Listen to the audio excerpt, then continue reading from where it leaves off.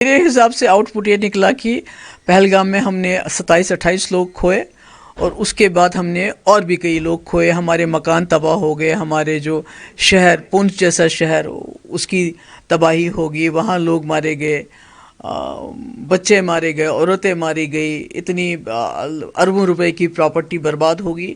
اور جو ملیٹنٹ اس میں جو انوالو تھے پہلگام اس میں, تو وہ تو ابھی تک وہ پکڑے نہیں گئے. تو اب حاصل ہوا تو کیا ہوا؟ دونوں طرف جو نقصان ہوا ہے, اگر اس کی پہلے اس میں ذرا سا بھی سوچ ہوتی, ڈیولپمنٹ ویز کو تھوڑا سا اسٹرانگ کیا جاتا ہے, آپ کو لگ رہا ہے شاید یہ محبت نہیں آتی, ایک غرور پر یہ. میں سمجھتی ہوں کہ جو آج کر رہی ہے گورنمنٹ آف انڈیا, جو ڈیلیگیشنز بھیج رہی ہے مختلف ملکوں کے اندر, یہ شاید تب کرنا چاہیے تھا تاکہ بتایا جائے لوگوں کو کہ ہمارے ساتھ کیا ہوا ہے, ملک کے ساتھ کیا ہوا ہے اور ہمیں کیا کرنا چاہیے. جب آپ سب کچھ کر سکے, آپ نے لاسٹ آپشن, مطلب جنگ اب آخری آپشن بھی نہیں ہے اس وقت کے ماحول میں, جب آپ نیوکلیئر پاور ہو, تو اب آپ نے اس آپشن کو یوز کیا, تو اب آپ ڈیلیگیشنز بھیج رہے ہیں. تو مجھے لگتا ہے یہ ڈیلیگیشنز پہلے جانے چاہیے تھے. جو گورنمنٹ چاہے آج ہے یا پی ٹی پی کی, آپ کو نہیں لگتا ہر گورنمنٹ نے اپنی طرف سے اپنے ٹائم پہ کام کیا ہے اور اس کی سرٹیفکیٹ دینے کی ضرورت نہیں ہے کہ آج پارلیمنٹ ڈیلیگیشن جائے کہ کشمیر کے لوگ ٹیررزم کے ساتھ نہیں ہیں؟ وہ میں نہیں کہہ سکتا, I don't want to comment on that. یہ تو بہت ہی بیہودہ بات ہے ایسا سوچنا بھی.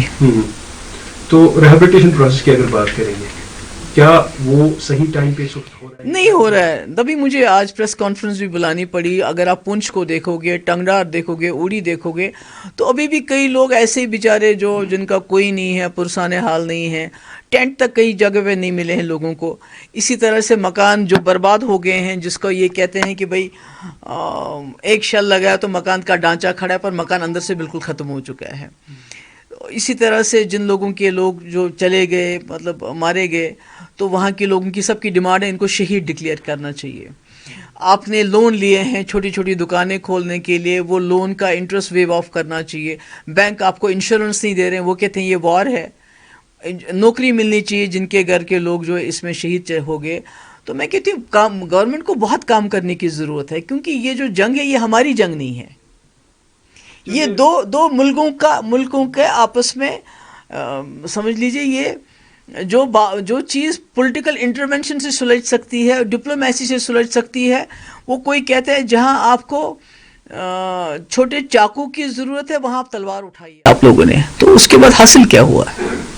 کیونکہ اگر دیکھیں گے پہلگام انسیڈنٹ کو اتنا اب گھما پھرا کے پیش کیا جا رہا ہے کہ اس کو کہتے ہیں پری پلاننگ تھا. نتیجہ یہ کہ کل چاہے جموں کشمیر میں یا جموں کشمیر سے باہر 7 سے 8 لوگوں کو اریسٹ کیا گیا جن کو سپاہی قرار دیا گیا. اس میں سے 2023 میں پاکستان میں ایک لڑکی کو دکھایا جا رہا ہے جیوتری ملہوترا.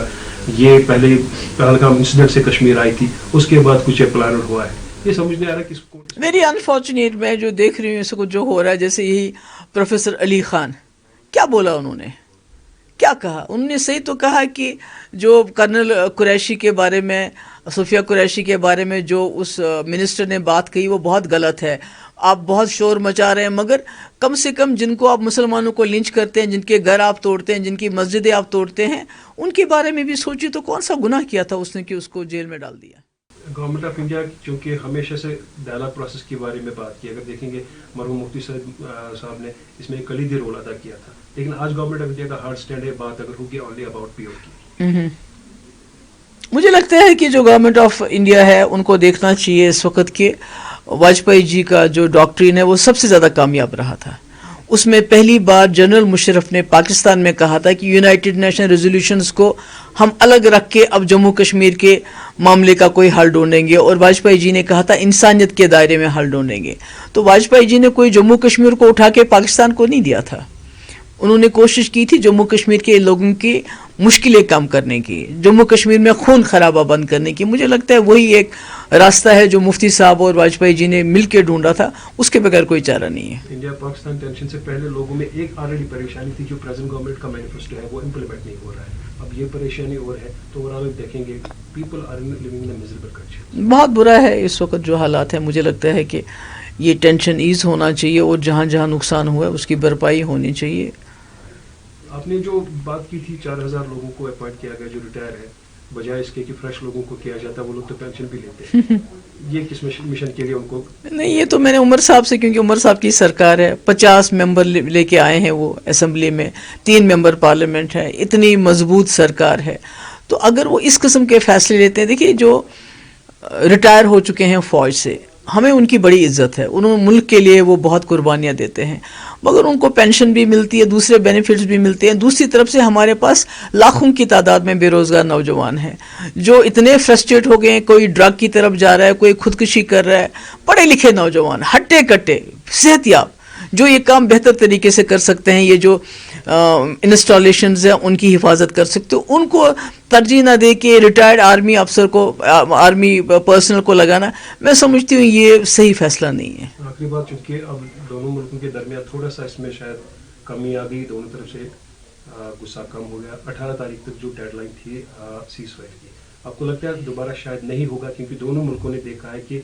विद इन 4 डेज नतीजा क्या है? मैं उम्मीद करती हूँ कि दोनों मुल्कों को जो ये समझ आ जाए कि जंग कोई हल नहीं है, जंग से तबाही हो जाती है, दोनों तरफ तबाही हो जाती है, जंग सिर्फ जो मीडिया चैनल्स हैं उनकी टीआरपी बढ़ा सकती है, मगर जो आम लोग हैं, खासकर जो हमारे जम्मू कश्मीर के लोग हैं, बॉर्डर के लोग हैं, वो इसमें तबाह और बर्बाद हो जाते हैं। लेकिन टसल अभी भी इंडस वाटर ट्रीटी पर है, जिसमें उमर साहब ने कोई प्रोजेक्ट की भी बात की थी। देखिए, उमर साहब ने ऐसा क्यों कहा, वो क्यों ऐसा चाहते हैं कि इस वक्त उन मामलों को उछाला जाए जिससे आपस में तनाव बढ़े, मुझे मालूम नहीं वो ऐसा क्यों कहते हैं, मगर मेरा ये मानना है कि पहली गवर्नमेंट ऑफ इंडिया ने 2019 में 370 को ख़त्म करके पाकिस्तान और चाइना को नज़दीक लाया, जो हमारे मुल्क के लिए ठीक नहीं है।